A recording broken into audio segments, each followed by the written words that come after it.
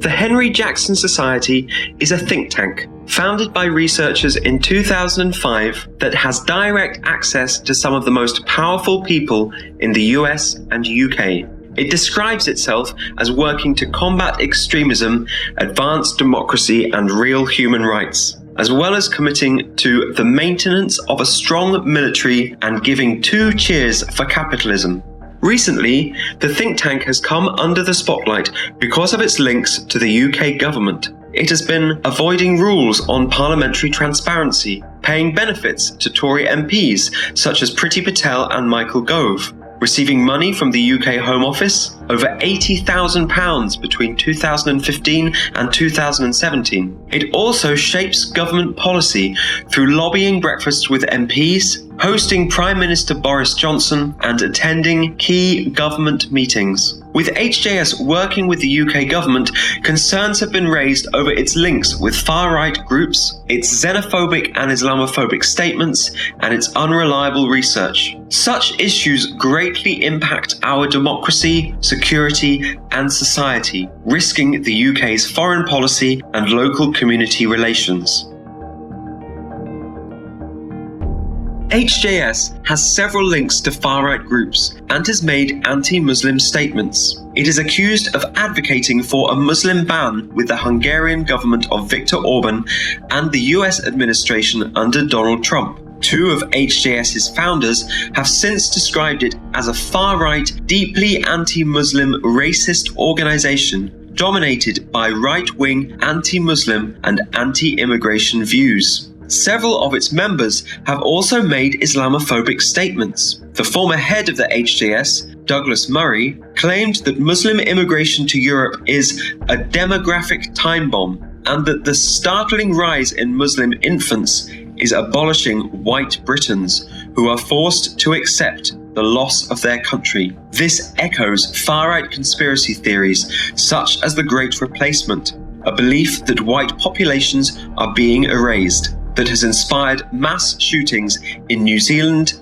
the US, and Germany. Douglas Murray has also attended alt-right gatherings, such as the Restoration Weekend, hosted by the David Horowitz Freedom Center, described by the Southern Poverty Law Center as a driving force of the anti-Muslim, anti-immigrant, and anti-black movements. Co-founder and director Alan Mendoza, meanwhile, has also shared platforms with David Horowitz, who described the American Muslim Student Association as an Islamist terror front group for Hamas and the Muslim Brotherhood. HJF staff have appeared on alt-right news site Breitbart after it was accused of being an extremist, far-right, white supremacist fake news website in the Houses of Parliament, and as a home to misogyny, homophobia, anti-Semitism, Islamophobia, racism, and wild conspiracies. HJS director Alan Mendoza and former campaign director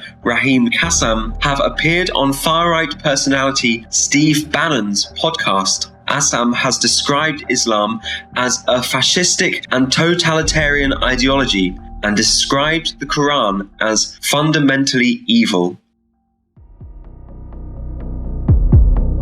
It's not just staff that have links with far-right and hate groups. HJS also shares funding with suspect organizations. Turning Point USA, the Clarion Project, and the Middle East Forum run by Daniel Pipes all share funding with HJS and have been accused of being racist or hate groups. Another group sharing funding is the Gatestone Institute, which has been accused of promoting the white genocide theory and cited far-right thinkers. Staff and board members have worked across HJS, Policy Exchange, and the Gatestone Institute and taken part in several events together, including one at the House of Lords.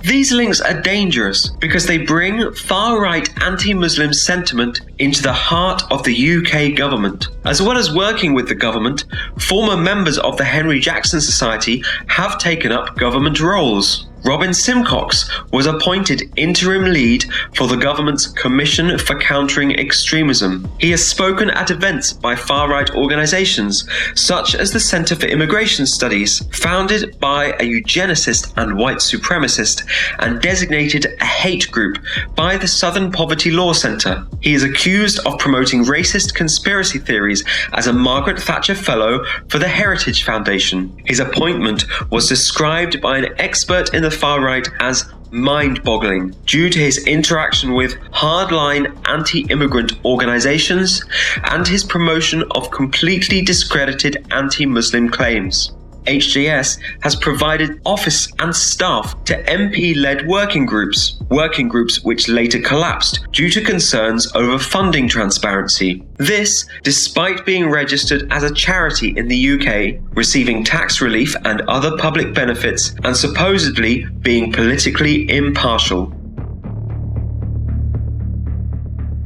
HJS has been criticised as producing work poor in quality and lacking in transparency. One of its reports was challenged through legal proceedings, with HJS forced to apologise for falsely claiming that a Muslim channel was regularly publishing content containing Islamist extremist subject matter and almost ubiquitously hosting well-known extremist speakers. This claim led to libel proceedings, with HJS paying damages and confessing that it spends a surprisingly small amount of time on research output. Yet, many of their reports continue to shape UK government policymaking and agenda, all despite shady far-right links, anti-Muslim sentiment, and questionable research practices. With growing concern about the dangers of the far-right in Britain and Europe, we need to question the role that such organisations play in shaping policy. We need to commit to ensuring more positive voices are platformed, those that aren't linked to Islamophobic statements, debunked reports, and far-right groups. We can all help make a Britain that is safer and fairer, a place for all communities. But we need to challenge those groups that risk damaging our democratic freedoms and community cohesion.